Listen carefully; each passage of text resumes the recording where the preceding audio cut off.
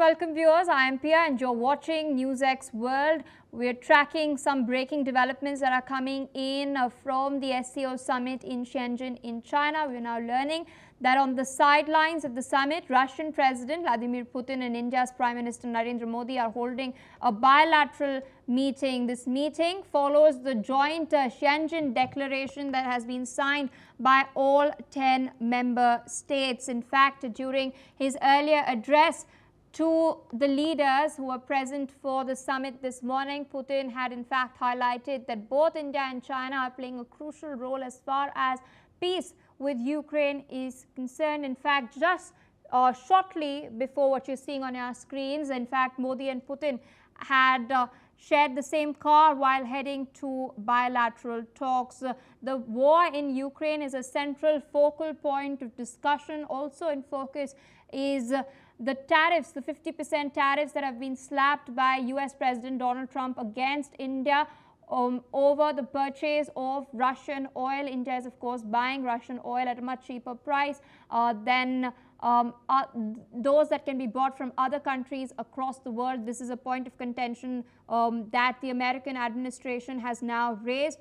That's not all. We've in fact seen statements come in from advisors in the Trump administration branding the war between Russia and Ukraine as Modi's war, something that is quite confounding considering the fact that India and US do have a strategic partnership. Where this is headed next remains to be seen, but we can now see live shots on our screens. India's Prime Minister Narendra Modi and Russian President Vladimir Putin are in fact holding a bilateral meeting. Earlier in the day, there was a candid moment that was shared between these two leaders as they were heading for the meeting that's taking place.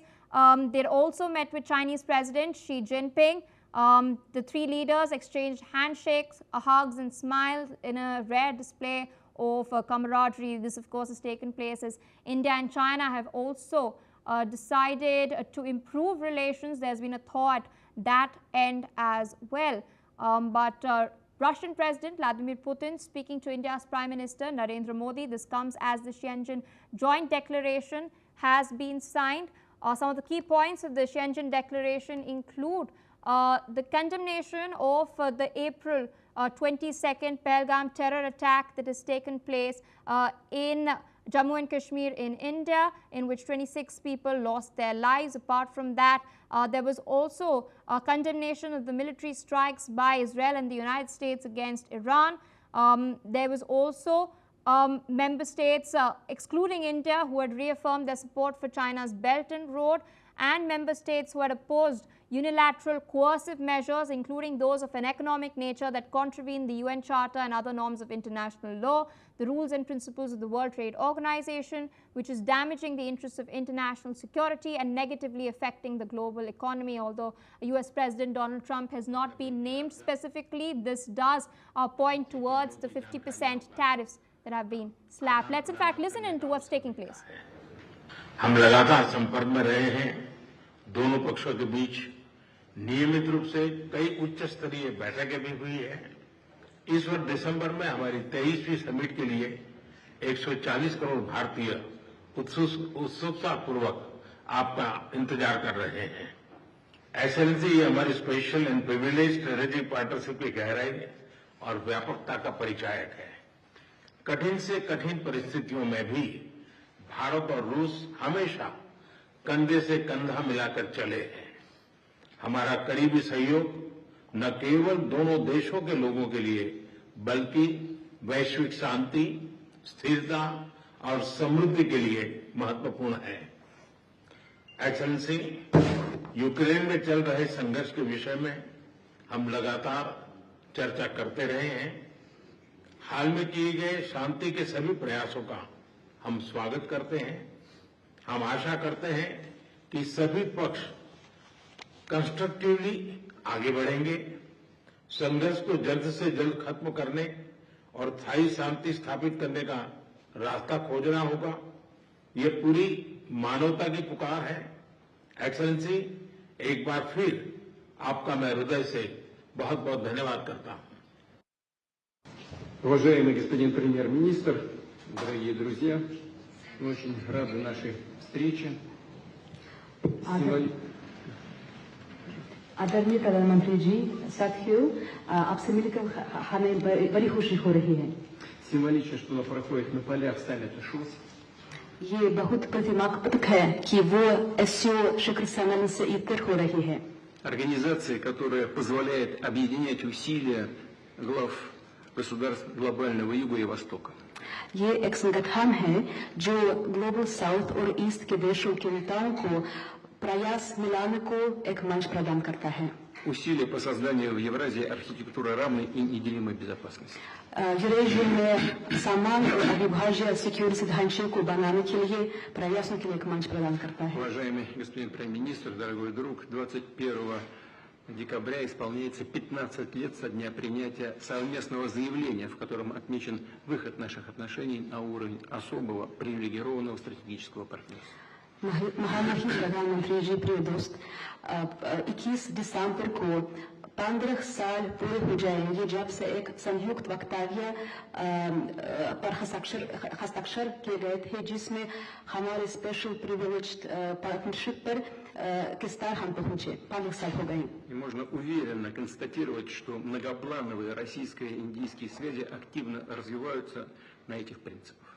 और हम ये सच्चाई से बता सकते हैं कि हमारे रिश्ते इस सिद्धांतों पर बढ़ते हैं।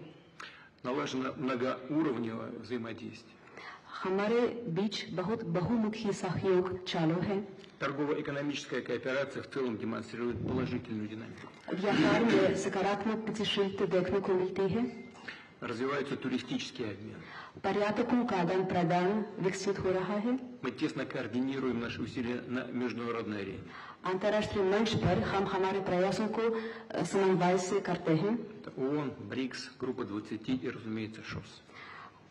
UN, BRICS, SCO जरूर इस गठन में से शामिल है। И сегодня хорошая возможность обсудить основные задачи дальнейшего развития многопланового двустороннего сотрудничества в различных областях. और आज की मुलाकात से हमारे रिश्तों को आगे बढ़ाने पर रास्तों पर बातचीत करने का एक बहुत अच्छा मौका मिलता है। Уважаемый господин премьер-министр, дорогой друг, Россия и Индия поддерживают десятилетиями особые отношения, дружеские, доверительные. Это фундамент для развития наших отношений в будущем. आदरणीय प्रधानमंत्री जी, प्रिय दोस्त, रूस और भारत के बीच बहुत विश्वसनीय रिश्ते बने हुए हैं। इस सिद्धांतों पर वे विकसित हो रहे हैं। И эти отношения носят абсолютно внепартийный характер, поддерживаются подавляющим большинством народов наших стран. और ये किसी से पार्टी या राजनीति पर आधारित नहीं है। लोग हमारे दो देशों के लोग इस रिश्तों का समर्थन करते हैं। Спасибо. धन्यवाद। That were made by Russian President Vladimir Putin and Indian Prime Minister Narendra Modi in their bilateral meeting. I'll be translating them. The Indian Prime Minister has stated that he hopes for a ceasefire between Russia and Ukraine. He's also stated that he's looking forward at welcoming Vladimir Putin to India later this year. Earlier, remember, Russian presidential aide Yuri Ushakov has stated that this meeting is likely to be held in December. Meanwhile, Indian Prime Minister has pointed to the fact that they've both been in conversation, they've both been in touch via the phone line, and he's also stated that it's important to ensure that peace takes place between Russia and Ukraine in order to ensure global stability. He stated that a constructive conversation to this end is necessary, and it is not just calls that nations are making, but the call to ensure peace is that humanity is making. Meanwhile, the Russian president has stated that he is pleased to meet Prime Minister Modi. Putin has gone forward to state that the SCO is a platform for cooperation between countries in the global south and the east. And he's also pointed towards the fact that India and Russia cooperate in other multilateral platforms such as the United Nations and BRICS. He stated that people-to-people ties between both countries are cherished, and that India and Russia are now enjoying, and they will mark 25 years of strategic partnership. So this is the key or the salient points of discussion that has taken place in the opening statements, at least between Modi and Putin. Joining us on the broadcast is Gilbert Dr. Rao. He's an international relations and a Russian affairs expert. He's joining us from Brussels in Belgium. Also with us is Ladislav Zemenek. He's a research fellow with the China CEE Institute. He's joining us from Prague in the Czech Republic. And also with us is Shyam Batra. He is a politician from the United Kingdom, joining us from London. I'd like to go across to Mr. Dr. Rao. So thank you for taking our time speaking to us on NewsX World. Clear statements have been put forward before this bilateral meeting 2 days ago. Ukrainian President Volodymyr Zelensky had dialed Narendra Modi. He had expressed that Ukraine is ready to come to the negotiating table, and now it's very clear that this message is being put forth by Narendra Modi in his conversation with Russian President Vladimir Putin. He has stated, and he's come out and clearly stated, that he hopes that a temporary ceasefire is achieved soon and that peace is brought through by dialogue and diplomacy. Where do you see the war headed to next? The war is headed towards a total Russian victory. On the front, the Ukrainians no longer can man the whole front line. The Russians have penetrated their weak spots. They have pushed back the Ukrainians, and most importantly, they have slaughtered the Ukrainian military. They have made advances, but not very far, with the intention of drawing the Ukrainians into a counterattack, which they then totally destroy. So we are in a countdown of weeks to several months before the Ukrainian army is decimated. The idea of there being a ceasefire now, these are pious words, Mr. President. The presidents are talking about such a possibility, but it's empty talk. The reality is Russia will not agree to a ceasefire, and why should it? That would only enable its Western supporters to send in troops to prepare for the next stage of a war against Russia. Absolutely excluded. The Russians will press their advantage to a complete victory within sight, within the next few months. All right, I'd also like to rope in Mr. Ladislav Zemenek into this discussion. This is a crucial bilateral that is underway in Shenzhen at this point, even as India's purchase of Russian oil is being penalized. Trump has slapped 50% tariffs, yet India has gone forward, continued its purchase of Russian oil. It's not really bowed down to the pressure. We'd recently seen statement by the charge d'affaires of the Russian embassy in India. He hinted at a 5% discount. What other expectations do you have from this particular bilateral? I think that Russia is very interested in developing mutual beneficial relations with India, as well as with other partners within Eurasia and beyond, including China, Iran, Arab Gulf states, and other partners. And it's important for India to balance between or among the pressure from the West, from the United States, and from the European Union, which press India to take sides and choose either Russia or the West to cooperate with, which is of course a long-term strategy conducted by most Western countries toward the rest of the world, and we can see that India, as well as other countries and increasing number of countries across the globe, are willing and able to counter and oppose this pressure and develop partnerships and relations, irrespective of differences in political systems, economic settlements, and so on. So we can see a transition to true multipolarity from the West-dominated international order, and cooperation or relations between Russia on one hand and India on the other hand is a good example of this transition. And huge transformation, deep transformation of the international order. Indeed, I'd like to go across to Mr. Butler, who's been waiting rather patiently. I'd like to also take a bird's eye view of what exactly has been going on and rope in what President Trump has been doing. He's been changing his tune for the last couple of months ever since he was sworn in back in January. He initially, when he had met Ukrainian President Volodymyr Zelensky, allowed Zelensky to be humiliated in front of international press.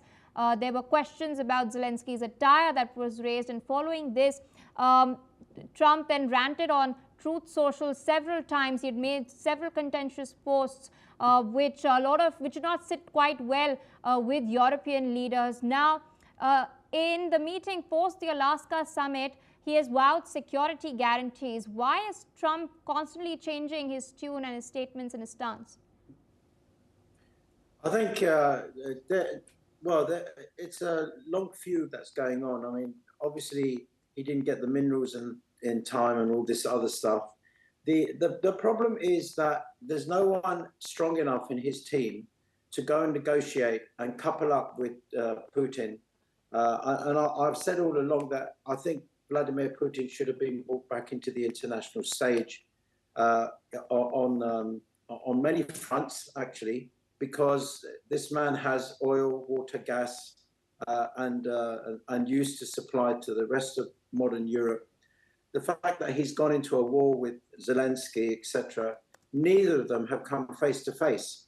How do you expect a war or a stability to arrive when Trump is courting one side, humiliating the other, and then playing games with each other? It is a very short weapon that he's using, and it isn't going to work because Vladimir seems to be very smart on his feet. But the war has to be stopped, and good, hard, strong negotiations must be taken. But the fact that they're going to be doing it in India now, I mean, it's going into like country to country. No one seems to be hosting a proper meet, and it should be a one-to-one in a private room with their delegates hosting this negotiation battle to get this war stopped. Because there are a lot of casualties, a lot of Ukrainian soldiers have been killed, as well as the Russian soldiers. And what is Trump going to do? He said he was going to close it down in 24 hours. What happened? The tunes are changing. It's music. You know, they're playing musical chairs. Which one sits down last loses. It's all wrong. This is like political. It's not even political chess. You know, if it was political chess, it would be easy. There is a winner and the queen goes down. That's it. The king wins. But here, it's, as I've said before, I'm a good negotiator. I'm happy to go in and I will get it sorted out. Where is it going to go next? In Africa to host another negotiation? It is terrible. I've never, ever seen leaders like this behave in this manner. You know, he hosts Putin in Alaska. Alaska comes and goes. Nothing's happened. But the problem is that Vladimir Zelensky is also trying to be a hard nut. And it doesn't always work. Art of diplomacy is to sit down with each other. If you have an argument with your wife or husband, what are you going to do? Throw bombs at each other? You know, they were lifelong friends. They were family years ago. Ukraine and Russia were like one. The fact that this has happened now needs proper common sense to be dealt with. And I think President Trump must try and exercise his common sense if he has any, or you can clearly see that he does lose patience, because if he doesn't get his way, he would then start ranting and raving and stuff. And I've just seen this morning, and just to go aside, that Trump has sent children to Guadeloupe, I can't remember the country, and the children have not been reunited. They're illegal, you know, they're calling them, classing them as illegals. But to go back to Zelensky, he is firmly sat in his seat. He won't resign, he won't leave. So somebody new could perhaps come in and start negotiating battles. But there can't be a stalemate anymore. It has to be fixed. All of the world is in a mess because of these two. We are not, even in England, our prices are skyrocketing. People can't afford normal food. And I don't know what's happening in Russia, but I assume Russia is already high in inflation and interest rates high. People, I don't know how they're surviving, but obviously the wealth of money is higher than it is anywhere in per capita in the world. So people are having to survive. This war is impinging on everybody. It's very, very tough. And a solution must be found. And the only solution I say to you is good, hard, strong negotiations. Somebody like me, a civilian who's not really in that arena, I'm happy to do this because it just takes pure common sense to collide both the minds together and show a direct solution. You take this and you take this, and whatever the case may be, there are people, human beings at risk here. And that is what matters the most, not the two politicians. Absolutely. I'd like to continue this discussion. I request the guests to stay on with us. Meanwhile, Russian President Vladimir Putin had earlier at the leaders' meeting stated that there are certain understandings that were reached during his summit in Alaska with Donald Trump. He stated that this could open the path to resolve the war with Ukraine. Putin also expressed appreciation for efforts and proposals from both China and India, as well as other strategic partners to facilitate peace. Let's listen in to his comments. Мы широко ценим усилия и предложения Китая, Индии, других наших стратегических партнеров, призванные содействовать урегулированию украинского кризиса. Отмечу, что понимание, достигнутое на недавней российско-американской встрече в Верхах на Аляске, надеюсь, также идут в этом направлении, открывая дорогу к миру на Украине. В ходе намеченных сегодня и завтра двусторонних встреч я, безусловно, проинформирую коллег более детально и подробно о результатах переговоров на Аляске. Пользуясь случаем, хочу сказать, что таких же подходов российская сторона придерживается и в отношении кризиса вокруг Украины. Напомню в этой связи, что этот кризис возник не в результате нападения России на Украину, а в результате государственного переворота на Украине, который был поддержан и спровоцирован Западом. А затем попытками с помощью вооруженных сил подавить сопротивление тех регионов Украины и тех людей на Украине, которые этот переворот не приняли, не поддержали. I'd like to rope in Mr. Dr. Rao back into the conversation. Even though Putin has made these statements, Kremlin has not until now really given any indication of coming to the negotiating table in order to end the war. On the other hand, we see Donald Trump is eyeing the Nobel Peace Prize, and he's not been very subtle about it. He does have his personal considerations as well, even while mooting for a trilateral. We've recently seen a defense ministers meeting of European nations take place in Denmark. They'd gathered to discuss security guarantees for Ukraine. So in this context, how urgent is it for Europe to outline these guarantees? Europe's decisions to possibly send troops into Ukraine is understandable because Ukraine's military is collapsing. However, if they proceed on that path, their troops will be decimated. The Russians have made no secret of the fact that they will destroy any incoming European so-called peacemakers. I'd like to take issue with the comments of a fellow panelist in England who is saying that he would be ready to mediate, that all you need is common sense. I disagree. You have to have some area knowledge. You have to know the situation on the ground. You have to know what's going on in Russia itself, which he admits to be ignorant about. I assure you that Russia is doing quite well, and the inflation that's reported in Russia is nothing like what we experience in Western Europe and here in Belgium with food prices and energy and so forth. Russia is winning this war. He is ignorant of that, and you cannot bring the parties together when you don't know the real situation on the ground. which he doesn't, and I excuse him, because Western media would not allow you to know what is really going on, with rare exceptions.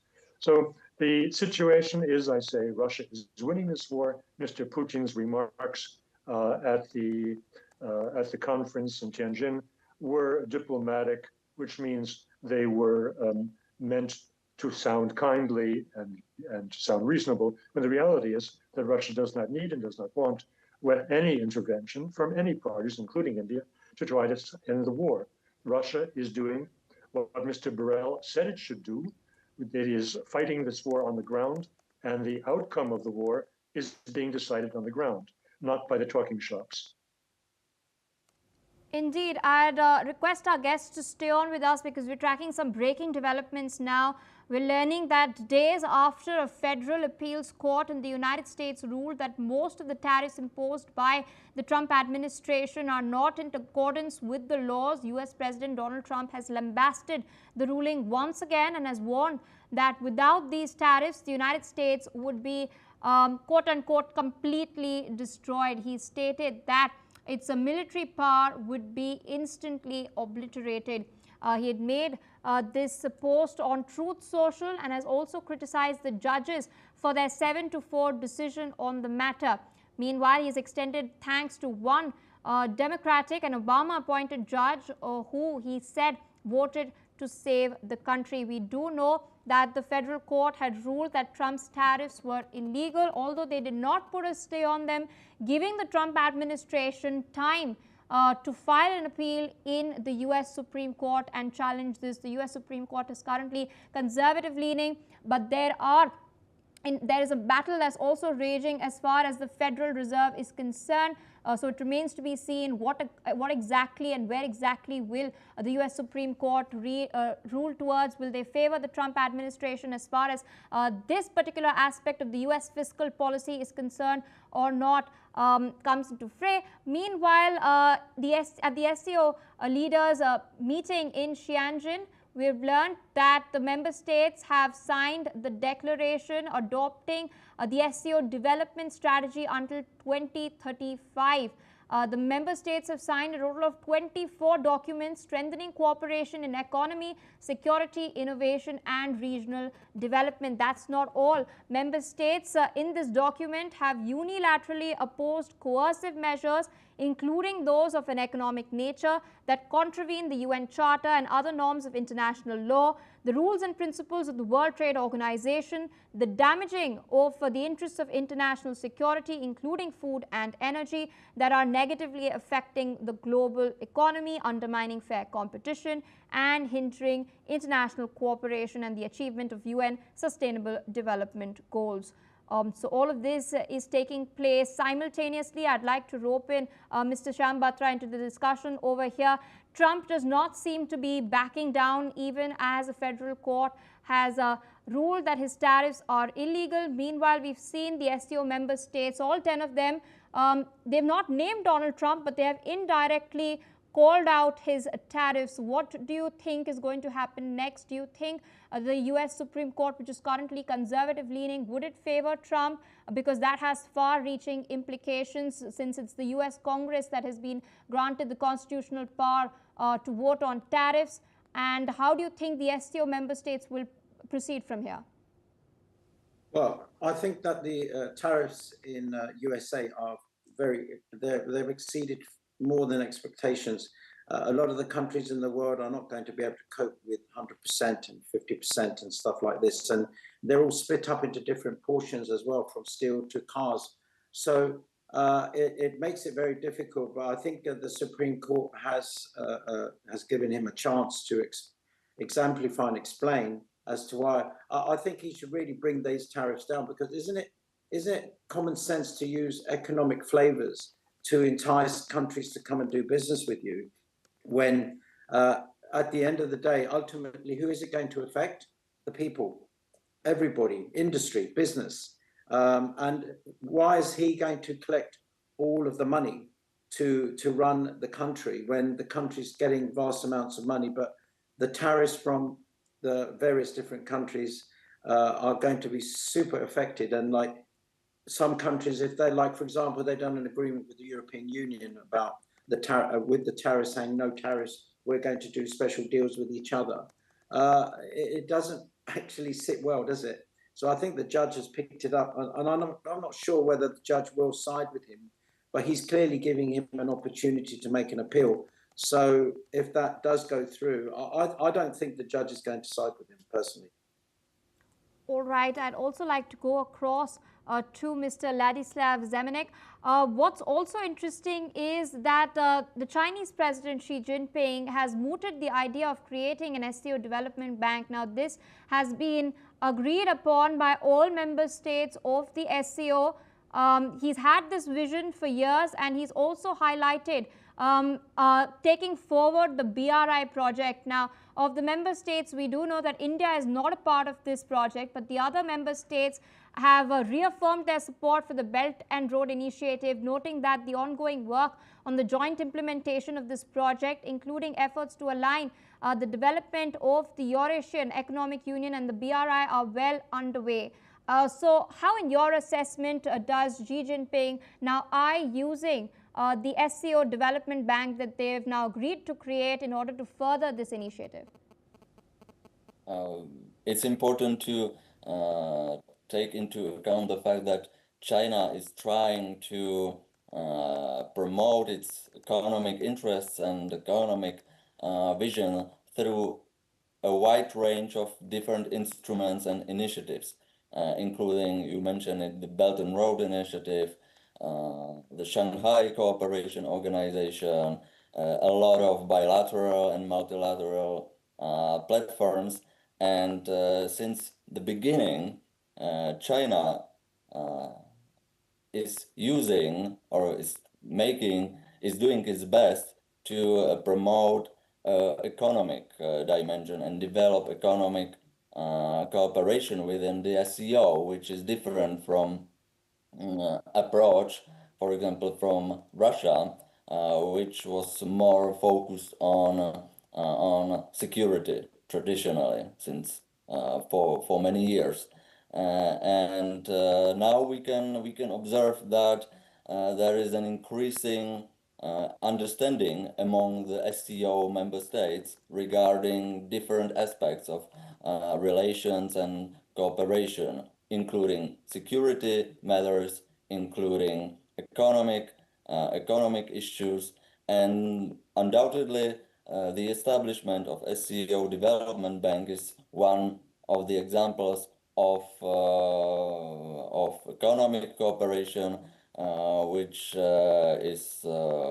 would be welcomed by many members of the SCO, and not only by them, but also by dialogue partners. We should mention that SCO is not limited only on member states, 10 member states, but also to dialogue partners and observer states. So the community, SCO community, is much broader, and most of these countries are interested in developing economic cooperation face to face with the increasing trend or pressure on protectionism and unilateralism, especially from the United States under Donald Trump. So this pressure motivates the SCO community to